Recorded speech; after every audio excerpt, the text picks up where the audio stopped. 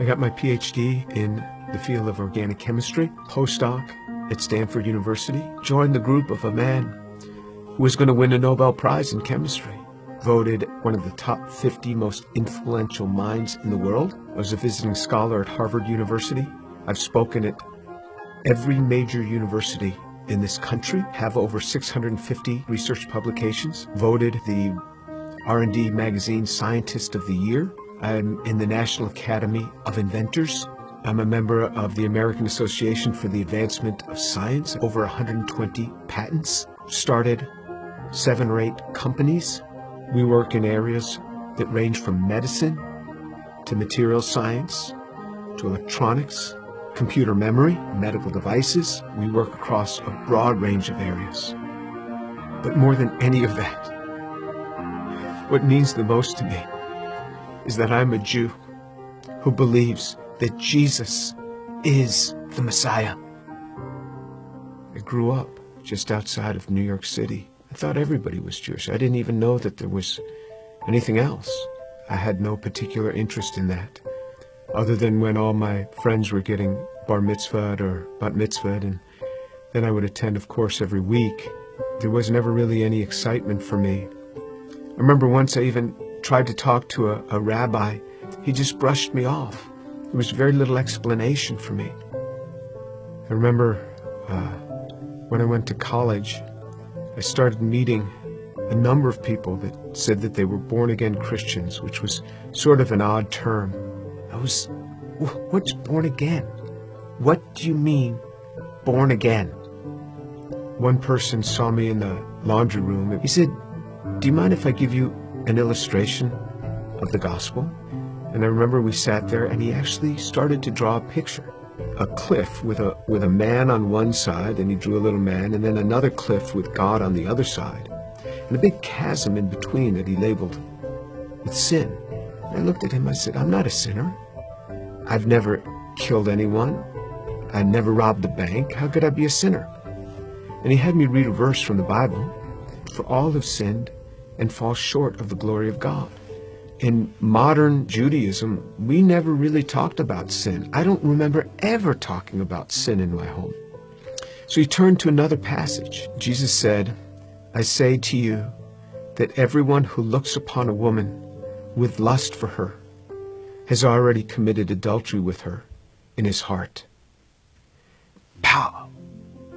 I felt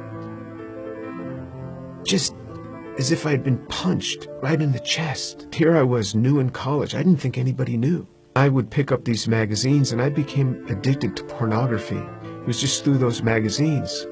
And all of a sudden, something that's written in the Bible, somebody who lived 2,000 years ago is calling me out on it. And I felt immediately convicted. And that now I realized I was a sinner.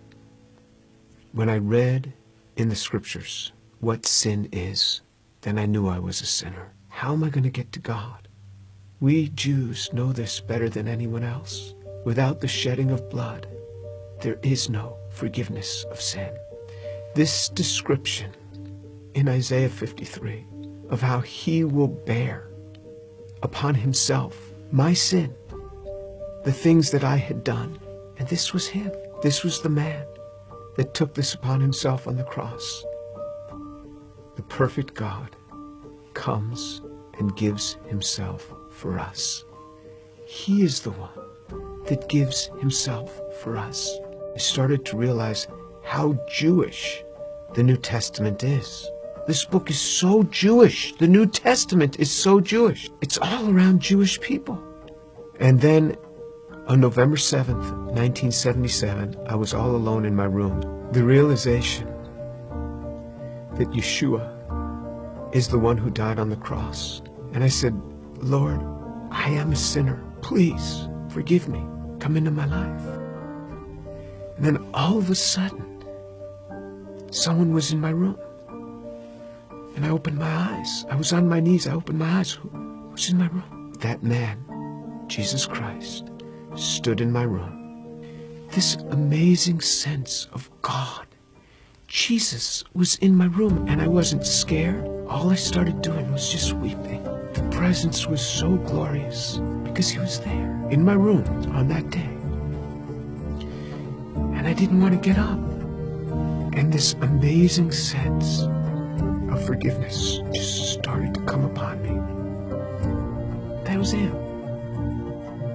Finally, I got up. I didn't know what to do. I didn't know who to tell. Here's this Jewish kid from New York City. What am I going to say? My cousins were shocked. How could you do that? You're Jewish. Telling my mother how I had invited Jesus into my life. She didn't say much. She was weeping. She told my father they weren't happy at all. And she said, I don't blame them for killing Jesus after the things that he said. Who is he to come against these religious leaders that have dedicated their lives to helping people and to tell them that they are whitewashed tombs? Who is he, this young man in his 30s, to say this to these scholars? He got what he deserved. And my mother's a very deep, pensive, careful reader. She read from Genesis right on through the Tanakh, the whole thing. When she got done, I said, what did you think? She said, God warned us over and over again. He warned us. When my daughter was about 15, my mother and father came to visit us. At one point, my mother went into her room for several hours. She came out. She said, quite a young girl you have. She talked to me for a long time. She started reading the Bible again, both the Old and the New Testament. One day, not long after that, she called me on the phone at the age of 72. She said, Jimmy, you wouldn't believe what happened. I said, what happened? She said, I was just reading. And it hit me. It hit me. The way he gave his life. I believe it now. Jesus is the Son of God.